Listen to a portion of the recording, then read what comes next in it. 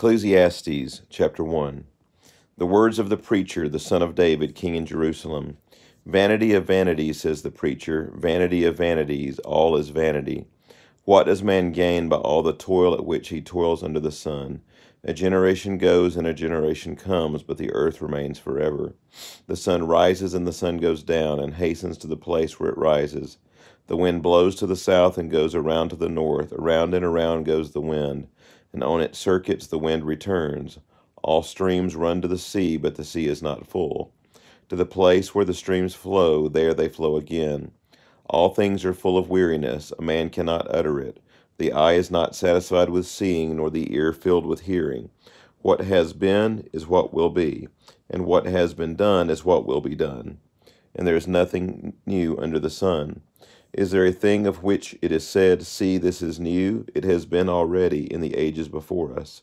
There is no remembrance of former things, nor will there be any remembrance of later things yet to be, among those who come after. I, the preacher, have been king over Israel and Jerusalem, and I applied my heart to seek and to search out by wisdom all that is done under heaven. It is an unhappy business that God has given to the children of man to be busy with. I have seen everything that is done under the sun, and behold, all is vanity and a striving after the wind. What is crooked cannot be made straight, and what is lacking cannot be counted. I said in my heart, I have acquired great wisdom, surpassing all who were over Jerusalem before me, and my heart has had great experience of wisdom and knowledge, and I applied my heart to know wisdom and to know madness and folly. I perceive that this also is but a striving after wind. For in much wisdom is much vexation, and he who increases knowledge increases sorrow. Chapter 2. I said in my heart, Come now, I will test you with pleasure, enjoy yourself. But behold, this also was vanity. I said of laughter, It is mad, and of pleasure, what use is it? I searched with my heart how to cheer my body with wine, my heart still guiding me with wisdom, and how to lay hold of folly, till I might see what was good for the children of man to do under heaven during the few days of their life. I made great works, I built houses and planted vineyards for myself. I made myself gardens and parks and planted in them all kinds of fruit trees. I made myself pools from which to water the forest of growing trees. I bought male and female slaves, and I had slaves who were born in my house. I had also great possessions of herds and flocks, more than any who had ever been before me in Jerusalem. I also gathered for myself silver and gold and the treasures of kings and of provinces. I got singers, both men and women, and many concubines, the delight of the sons of man. So I became great and surpassed all who were before me in Jerusalem. Also my wisdom remained with me, and whatever my eyes desired I did not keep from them. I kept my heart from no pleasure, for my heart found pleasure in all my toil, and this was my reward for all my toil. Then I considered all that my hands had done, and the toil I had expended in doing it, and behold, all was vanity and a striving after wind, and there was nothing to be gained under the sun. So I turned to consider wisdom and madness and folly. For what can the man do who comes after the king? Only what has already been done. Then I saw that there is more again in wisdom than in folly, as there is more gain in light than in darkness. The wise person has his eyes in his head, but the fool walks in darkness.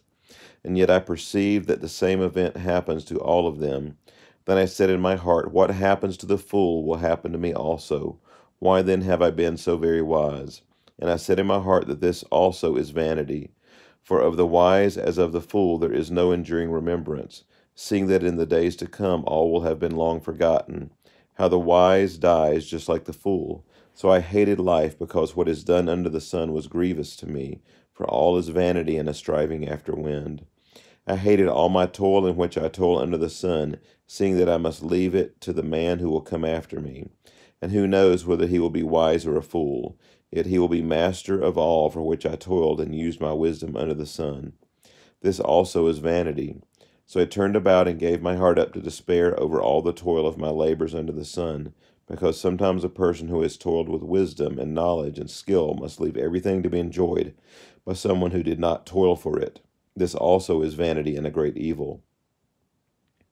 What has a man from all the toil and striving of heart with which he toils beneath the sun? For all his days are full of sorrow, and his work is a vexation. Even in the night his heart does not rest. This also is vanity. There's nothing better for a person than that he should eat and drink and find enjoyment in his toil. This also I saw is from the hand of God. For apart from him, who can eat or who can have enjoyment? For to the one who pleases him, God has given wisdom and knowledge and joy, but to the sinner he has given the business of gathering and collecting, only to give to one who pleases God. This also is vanity and a striving after wind. Chapter 3. For everything there is a season, and a time for every matter under heaven, a time to be born and a time to die, a time to plant and a time to pluck up what is planted, a time to kill and a time to heal, a time to break down and a time to build up, a time to weep and a time to laugh, a time to mourn and a time to dance, a time to cast away stones and a time to gather stones together, a time to embrace and a time to refrain from embracing, a time to seek and a time to lose, a time to keep and a time to cast away, a time to tear and a time to sow, a time to keep silence and a time to speak, a time to love and a time to hate, a time for war and a time for peace. What gain has the worker from his toil? I have seen the business that God has given to the children of man to be busy with. He has made everything beautiful in its time. Also, he has put eternity into man's heart, yet so that he cannot find out what God has done from the beginning to the end. I perceive that there is nothing better for them than to be joyful and to do good as long as they live. Also, that everyone should eat and drink and take pleasure in all his toil. That is God's gift to man. I perceive that whatever God does endures forever. Nothing can be added to it, nor anything taken from it. God has done it so that people fear before him. That which is already has been. That which is to be already has been, and God seeks what has been driven away. Moreover, I saw under the sun that in the place of justice even there was wickedness, and in the place of righteousness even there was wickedness. I said in my heart, God will judge the righteous and the wicked, for there is a time for every matter and for every work. I said in my heart with regard to the children of man that God is testing them, that they may see that they themselves are but beasts. For what happens to the children of man, and what happens to the beasts is the same. As one dies, so dies the other. They all have the same breath, and the man has no advantage over the beast, for all is vanity. All go to one place, all are from the dust, and to dust all return.